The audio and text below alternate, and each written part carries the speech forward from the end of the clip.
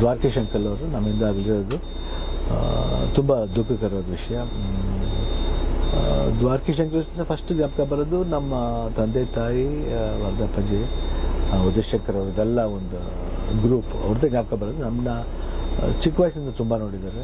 ದ್ವಾರಕೀಶ್ ಅವ್ರ ತಾಯಿ ಅಂತೂ ಭಾಳ ಪ್ರೀತಿ ಅಪ್ಪಾಜಿ ಕಂಡ್ರೆ. ಅವ್ರ ಫ್ಯಾಮಿಲಿ ಅಂದರೆ ನಮ್ಮ ಫ್ಯಾಮಿಲಿ ಒಂದೇ ಯಾವಾಗಲೂ. ನಾವು ಅವ್ರ ಮನೆಗೆ ಆಟಾಡ್ತಿದ್ವಿ, ಅವ್ರ ಮನೆಗೆ ಆಟಾಡ್ತಿದ್ವಿ. ಇವತ್ತು ನಾವು ಅವ್ರನ್ನ ಇಲ್ಲ ಅಂತ ಇದು ಮಾಡ್ಕೊಳ್ಳೋಕ್ಕೂ ಭಾಳ ಕಷ್ಟ ಆಗುತ್ತೆ, ನೋವಾಗುತ್ತೆ.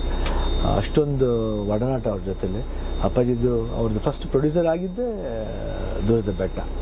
ಸೊ ಅವ್ರ ಸಿನಿಮಾದಲ್ಲಿ ಇದರಲ್ಲಿ ಅವ್ರ ಪ್ರೊಡಕ್ಷನ್ಲಿ ಸಾಕಷ್ಟು ದೊಡ್ಡ ದೊಡ್ಡ ಸಿನಿಮಾಗಳು ಬಂತು.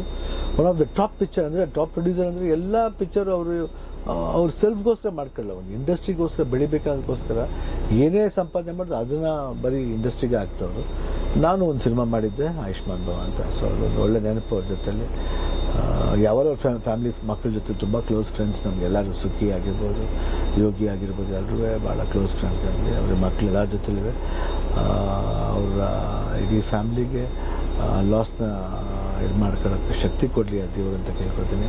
ಅವ್ರ ಆತ್ಮಕ್ಕೆ ಶಾಂತಿ ಸಿಗಲಿ. ನಾವು ಯಾವಾಗಲೂ ಅವ್ರ ಜೊತೆಲಿ ಇರ್ತೀವಿ, ಅದು ಅವ್ರ ಮಕ್ಕಳಿಗೂ ಗೊತ್ತು. ಅವ್ರ ಫ್ಯಾಮ್ಲಿಗೆ ಸ್ಟ್ರೆಂತ್ ಕೊಡಲಿ ದೇವರು ಅಂತ ಹೇಳ್ಬಿಟ್ಟು ಕೇಳ್ಕೊತೀನಿ. ಬಟ್ ನನಗಂತೂ ಅವರು ಇಲ್ಲ ಅಂತ ನಾವೆಲ್ಲ ಅನ್ಕೊಳ್ಳೋದನ್ನು ಯಾವತ್ತೂ ಯಾರಾದರೂ ಸರಿ ಅವ್ರು ನಮ್ಮ ಜೊತೆಲೇ ಇರ್ತಾರೆ ಅಂತ ಅನ್ಕೋತೀನಿ. ಯಾವಾಗಲೂ ಎಲ್ಲೋ ಹೋಗಿದ್ದಾರೆ ಬರ್ತಾರೆ ಅಂತ ನಾವು ಒಂದು ಇದರಲ್ಲಿ ನಾವು ಅವ್ರನ್ನ ಇಲ್ಲ ಅಂತ ಅನ್ಕೋಬಾರ್ದು, ಇದ್ದಾರೆ ಅಂತ ಅನ್ಕೋಬೇಕು. ಆದರೂ ವಿ ಮಿಸ್ ಯು ಅಂಕಲ್.